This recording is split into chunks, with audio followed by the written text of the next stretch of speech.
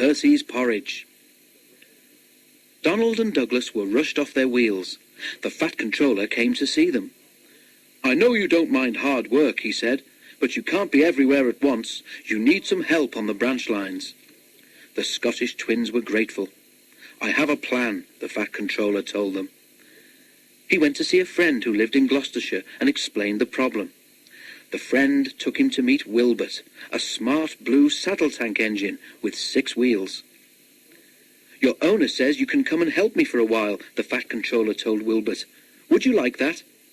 Wilbert was delighted. "Yes, please, sir," he said eagerly.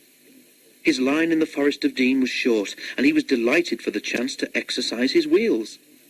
"If you are as good as I think you will be," the fat controller went on, "I know where I can get another engine like you, and then you'll be able to go back home." Percy was excited when he heard the news. "Another saddle tank, sir," he said. "Is he like me, sir?" The fat controller laughed. "He's bigger and stronger than you, Percy," he said. "Besides, you can manage your trucks. I want him to help Duck, so I'm afraid you may not even meet him." During the week before Wilbert came, it was cold and wet. The engines thought it would never stop raining. None of them wanted to go out, but passengers and trucks were waiting. "Just the sort of weather when you need porridge for breakfast," laughed Percy's driver.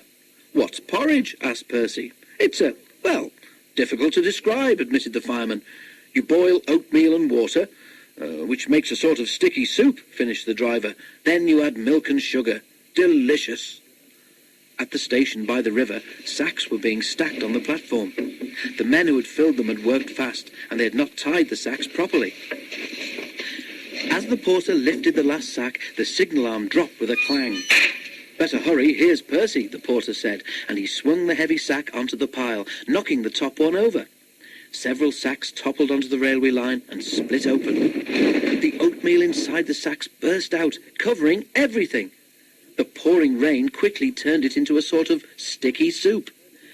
At that moment, Percy appeared.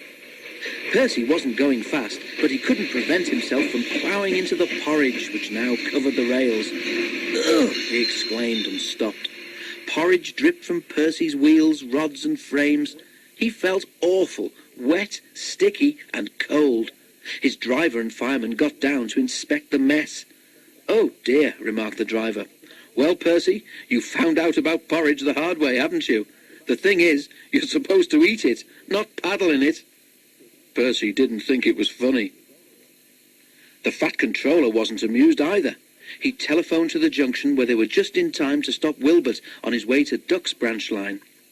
He came along Thomas's line instead and soon reached the shed at the top station.